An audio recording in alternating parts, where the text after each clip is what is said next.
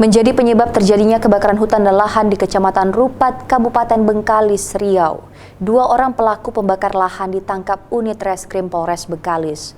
Kedua pelaku ditangkap di 2 lokasi kebakaran lahan dengan barang bukti sejumlah peralatan yang digunakan untuk membakar. Petugas unit Reskrim Polres Bengkalis menangkap 2 pelaku pembakar lahan di 2 lokasi yang mengalami kebakaran hutan dan lahan di Kecamatan Rupat, Kabupaten Bengkalis, Riau. Penangkapan berawal terhadap pelaku berinisial MI yang diduga melakukan pembakaran lahan untuk membersihkan lahan perkebunan sawit seluas 1 hektar. Sedangkan satu pelaku berinisial SA yang merupakan seorang pencari madu.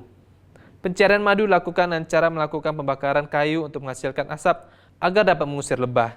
Namun setelah mendapatkan lebah, pelaku meninggalkan sisa pembakaran yang menyebabkan kebakaran lahan mencapai 2 hektar. Berdasarkan dasar rekening dari Pak Kapolda, ditemukan titik api yang berada di Rupat Utara. Kemudian Kapolsek beserta Kanit Reskrim dan anggota mengecek lokasi kebakaran tersebut.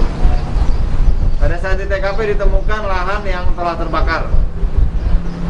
Di mana lahan yang terbakar tersebut terdapat perunan, terdapat ranting kayu yang sudah ditebang. Serta di samping lahan terbakar terdapat tanaman sawit dengan usia tanam 15 tahun.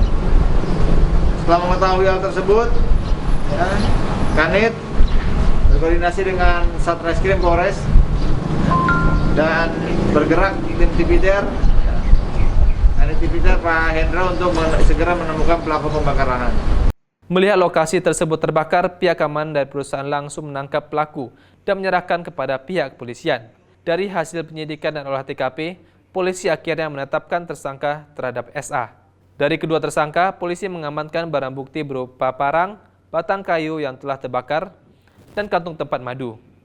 Kedua tersangka saat ini masih menjalani proses penyidikan lebih lanjut untuk mempertanggungjawabkan perbuatannya. Citra Anjani, Kompas TV, Pekanbaru Riau.